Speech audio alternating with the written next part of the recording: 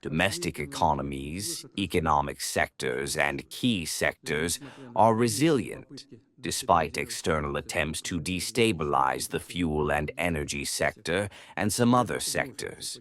However, I would like to emphasize once again that the difficulties we are experiencing in the fuel market are certainly temporary and cannot affect the overall economic dynamics.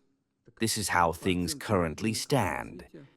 According to the Ministry of Economic Development, Russia's GDP grew at a modest rate in May, but still remained positive at 0.3%. For the first 5 months of this year alone, growth was 0.2%. One of the key factors here is, of course, domestic demand, both from the government and businesses. In this regard, I note that bank accreditation is accelerating, including mortgages, loans to businesses, organizations, and the real economy. The size of such bank portfolios is growing, and the money supply is correspondingly expanding. As of July 1st, it had increased by approximately 13% year-on-year. This trend allows us to expect a stable, further increase in domestic demand. Public finances remain stable. In June, the federal budget was executed with a surplus. How much did it amount to? 196 billion rubles. A significant factor here was the increase in budget revenues, with both oil and gas revenues and budget revenues not related to the oil and gas sector increasing. These so-called non-oil and gas revenues in the second quarter of this year were more than a quarter higher than in the same period last year.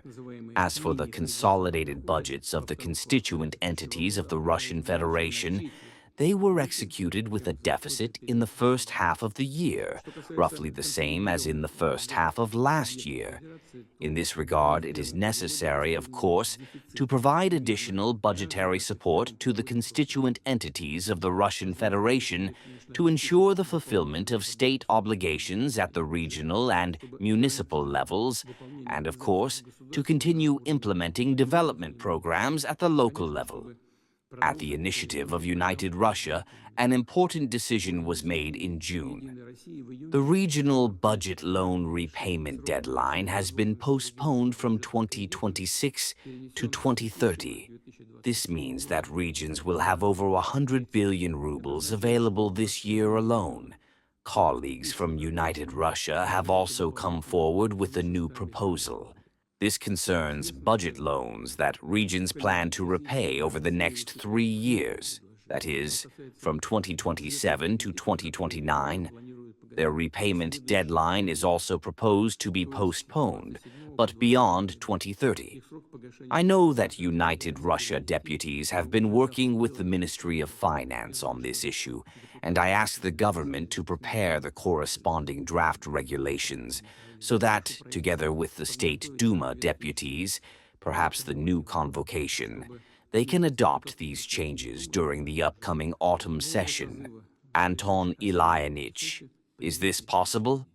Let me reiterate, essentially, we're talking about providing the constituent entities of the Federation with additional resources. These resources can be used to address current challenges, stimulate long-term economic growth, and support technological development and business activity. Let me emphasize once again that our economic policy must be focused on long-term goals, and the measures implemented must be structured at the federal, regional, and local levels. As I've already said, the most important task now is to launch a new investment cycle and stimulate structural changes in the domestic economy. We'll discuss some new solutions in this regard separately now. We've already discussed some of these issues. Mikhail Vladimirovich just came in, and we went over some of them with him before our meeting. And then, in August, at the meeting of the Council for Strategic Development and National Projects, we will continue this discussion and, I hope, confidently reach some agreements. Please, let's get started. I'll give the floor to Alexander Valentinovich Milok. Please.